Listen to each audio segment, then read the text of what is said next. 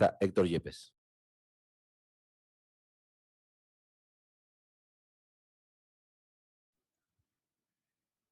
Muchas gracias, presidente.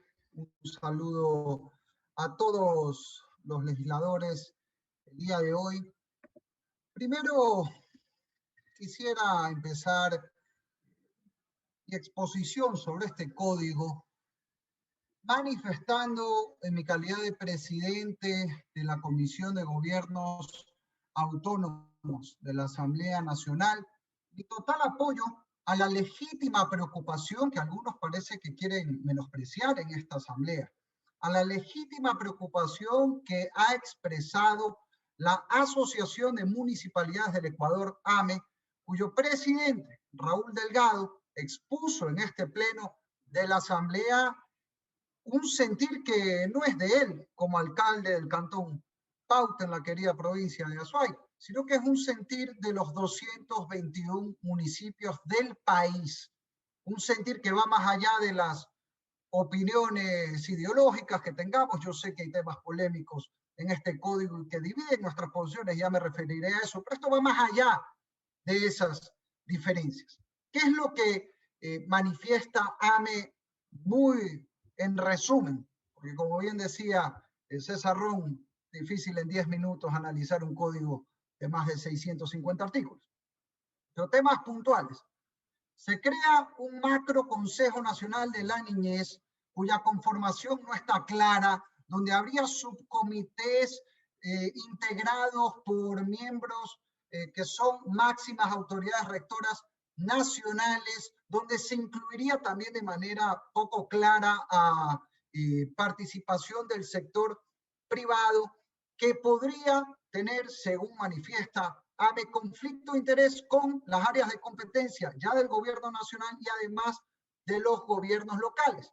También se crea en este código un sistema nacional descentralizado de protección integral de la niñez y adolescencia, donde no solamente hay actores que asesorarían a los GAT, sino que se crea en este comité una capacidad sancionatoria contra los municipios que violaría, y por tanto es absolutamente inconstitucional, la autonomía administrativa de los gobiernos locales que está garantizada en la Constitución y que este código, por muchas buenas intenciones que pueda haber por parte de algunos, no puede violentar. Por otro lado,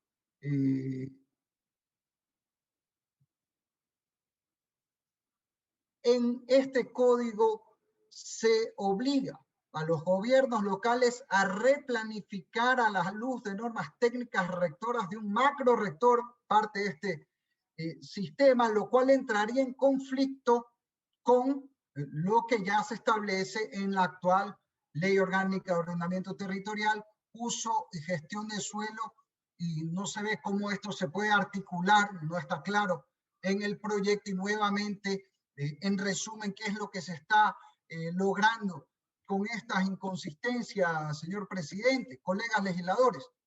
Para ponerlo bien clarito, aquí lo que se plantea en un código con la intención, quiero creer buena, de ayudar a la niñez y adolescencia, intención en la que todos estamos de acuerdo, pero se crea más burocracia, se crean más entidades, se violenta la autonomía de los municipios.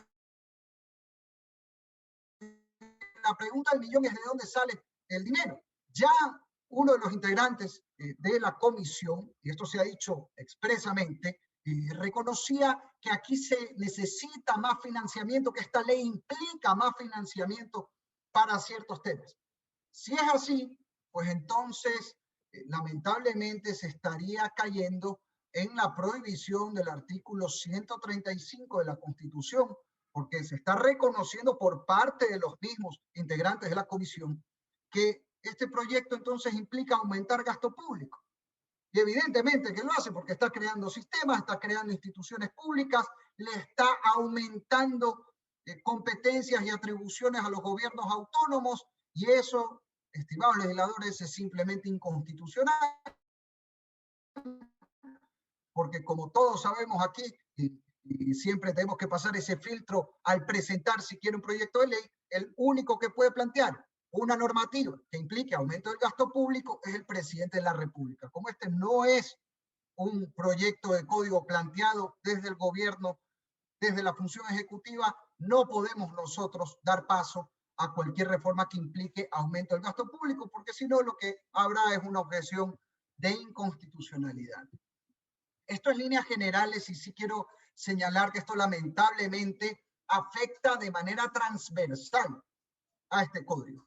Más allá de las posturas que tengamos en otros temas, no se puede, sobre pretexto de decir que se ayuda a la niñez y adolescencia, lo cual tampoco está muy claro en esta institucionalidad, pero sobre pretexto de ello no se puede violentar la Constitución ni se puede cargar responsabilidades a los municipios que hoy muchos no tienen ni siquiera para pagar sueldos y cuya urgencia en estos momentos, porque por favor parémonos en la fecha que estamos hoy, en abril del 2021, estamos al borde de un nuevo confinamiento en el Ecuador, en un repunte de la pandemia no solo en el país, sino a nivel mundial. Entonces yo creo que tenemos que ser un poco sensatos en función de las circunstancias que hoy enfrenta el Ecuador en la mayor crisis sanitaria y económica de la historia. Ahora, yendo a los temas de fondo, yo saludo la reforma que se plantea en materia de adopción. En lo personal presenté como observación un proyecto de reforma en este tema que no es de mi autoría, que fue preparado por la Sociedad Protectora de la Infancia, que tiene prácticamente un siglo trabajando en la ciudad de Guayaquil y que regenta el hogar Inés Chambers, que trabaja todo el tiempo con niños, niñas, como una casa de acogida y también ayudando a conseguir una familia para que puedan tener ese desarrollo que todos buscamos para nuestros niños. Creo que son positivas algunas reformas. Ojalá, en vez de querer reescribir todo, mala costumbre que tenemos en el Ecuador siempre pensando que con cada legislatura o cada gobierno vamos a refundarlo todo, nos concentráramos en una reforma de adopción en la que creo casi todos vamos a coincidir. Sí me preocupa algo que debo señalar. En el artículo 208 se prohíbe la adopción desde el momento del embarazo. En su tiempo, cuando se debatía el aborto, y vuelve a ser debate en este tema, se hablaba de salvar las dos vidas. Tenemos opciones para que esa niña, ese niño, por nacer pueda ser acogido por una familia y así salvar su vida que está protegida en la Constitución. Y sin embargo, en este código, ¿qué se plantea? Aborto sin límite de semanas. Ya vamos a eso. Aquí se plantea aborto sin límite de semanas, pero en cambio se niega la posibilidad de que una mujer pueda, por la circunstancia que sea, manifestar su voluntad de iniciar un proceso de adopción, iniciar, no concluir, un proceso de adopción desde que está embarazada. Y sin embargo, algunos de los que proponen esto hoy, en cambio, sí votaron a favor de la subrogación de vientres, popularmente conocida como vientres alquileres en el Código de Salud. Contradicciones imposibles de entender. Por otra parte, en el tema de adopción, en el artículo 199, numeral 3, se habla de adopción de parejas en matrimonio o unión de hecho, cuando la Constitución es bien clarita. La Constitución dice, artículo 68, la adopción corresponderá solo a parejas de distinto sexo. Yo en lo personal no estoy de acuerdo con que en este código, artículo 199, numeral 3, se quiera dejar una redacción abierta, sabiendo que algunos de los que están detrás de él y algunas de las ONGs, que como ya ha sido parte de una polémica de esta asamblea, han estado muy afanosas por su redacción, pues se deje la puerta abierta a la adopción de parejas del mismo sexo. Pero aquí no importa si yo estoy de acuerdo o no. Por eso es mi opinión personal. Aquí lo que importa es que la Constitución lo dice. El artículo 68 es clarito, por tanto en un código no se puede violar la Constitución. Si se habla de adopción de parejas hay que aclarar que serían de distintos sexos como manda la norma constitucional. Ahora, más allá del tema de la adopción en el que yo salvo estas precisiones, coincido con lo que plantea el código. Otros temas quisiera analizar en ciertos artículos preocupantes. Ya lo dijo el asambleísta César Romo, artículo 50 y el artículo 52 hablan del derecho del niño, sin ninguna restricción. O sea, que podemos estar hablando, según la letra del proyecto de código, de un niño de 2 años o de una niña de 3 años. Hablan del pleno derecho a la identidad de género autopercibida. Así, sin más, incluso con derecho a identificarse tal cual en un registro. Artículo 60, se habla de la educación sexual, con lo cual yo estoy totalmente de acuerdo con garantizar la educación sexual, pero ¿dónde queda el derecho de los padres, como bien lo decía la asambleísta Ana Belén Marín, a intervenir en esa educación? Y ojo, nuevamente, yo sé que aquí hay distintas posiciones, pero es lo que dice la Constitución. El artículo 29 es clarito. Padres y madres tenemos el derecho para escoger para hijas e hijos, cito, una educación acorde con sus principios, creencias y opciones pedagógicas. Si a alguien no le gusta ese artículo, por favor, presente una reforma constitucional, pero no pretendan cambiar la Constitución en un código. También el artículo 65 habla de decisiones autónomas de niños, niñas y adolescentes sobre su sexualidad. Entonces, por un lado dicen niñas no madres, pero por otro lado hay pleno derecho a la autonomía sobre la vida sexual. No se entiende tampoco esa contradicción, porque evidentemente no existe tal autonomía plena al punto de que en el COIP se tipifica como delito de violación el hecho de tener una relación con un niño por el hecho de no de entender el legislador que no existe ese pleno consentimiento en función de la edad. Y para terminar, señor presidente, y siendo que se quedan muchos temas en el tintero, no puedo dejar de referirme a la intención de este código de legalizar el aborto. Siempre yo he dicho que la intención real es legalizar el aborto. Antes decían, no, es despenalizar, que no vayan a la cárcel. Bueno, aquí ya se cae la careta, porque la intención clara es establecer un derecho que no existe al aborto. Y cito, está en el artículo 75, numeral 1, se establece ya no que no vaya presa la mujer que aborta, que ha sido la constante muletilla en este debate durante todo el periodo. Ahorita sí ya van de frente y yo agradezco la sinceridad. Lo que están diciendo es que había un derecho, no ausencia de sanción, sino derecho pleno a la interrupción del embarazo.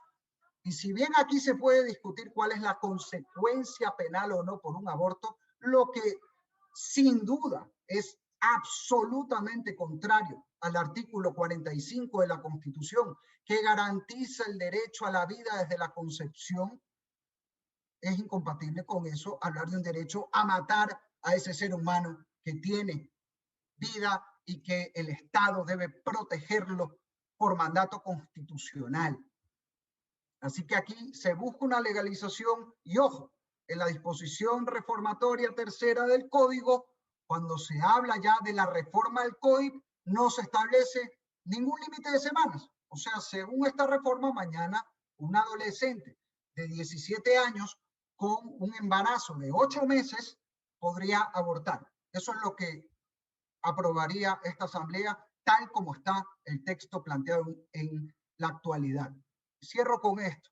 Aquí se ha hablado mucho en otros momentos de que no se puede, pues por otra norma, cambiar el COIP. Sobre todo quienes integran la Comisión de Justicia actual y la anterior han dicho siempre que es inviable que a través de una norma que no se ha debatido como parte de una reforma penal se termine reformando el COIP. Allá de que yo no estoy 100% de acuerdo con esa afirmación, sí llamo a la coherencia. Quienes han dicho eso todo el tiempo, pues seamos coherentes en este momento.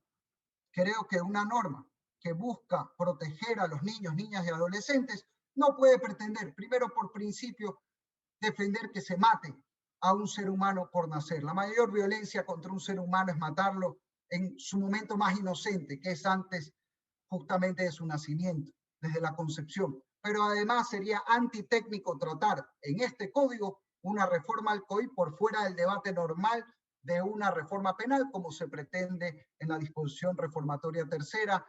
Gracias, señor presidente.